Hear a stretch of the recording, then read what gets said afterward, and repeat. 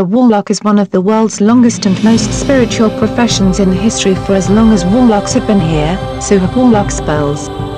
The real meaning of the word Warlock has been the subject of some dispute. It has been widely circulated that the Warlock usually means a male witch. There have been claims that the word Warlock came from the Old Norse word bardlokkr, which means caller of spirits.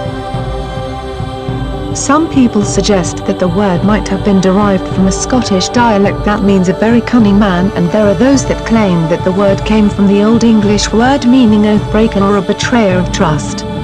The influence of this word has been so prevalent that even now, some witches will not accept being called a warlock since this is a very derogatory word for them. However, I will use the word warlock as a male counterpart of the witch in this article for the sake of simplicity. Since ancient times, the warlock has already secured a steady place in culture and history. In ancient Sumeria, where worship of different deities like Enlil and Inanna is a common practice, people turned to these warlocks for guidance and spiritual blessings. Sometimes, they would also cast warlock spells on opposing armies, causing them to lose. Warlocks have continued their practice of sorcery even after the Sumerian civilization has come and gone. Even during the times of the ancient Babylonians and Assyrians, warlocks and witches played a very pivotal role in the culture of these civilizations. People used to consult these highly spiritual people for guidance on their day-to-day lives. Some even go as far as offering food, animals, even their own children to these guides to cast positive warlock spells of blessing on them and their property.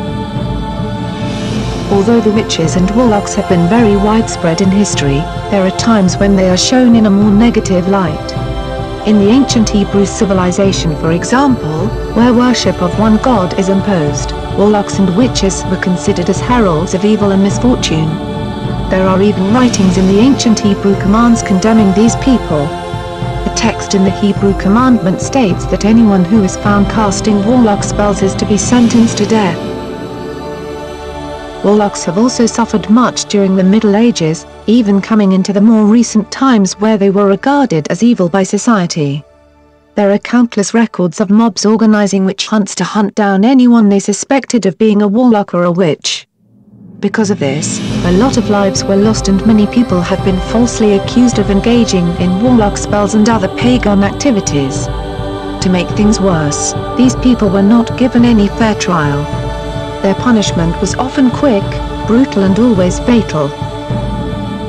Nowadays, witches and warlocks still exist.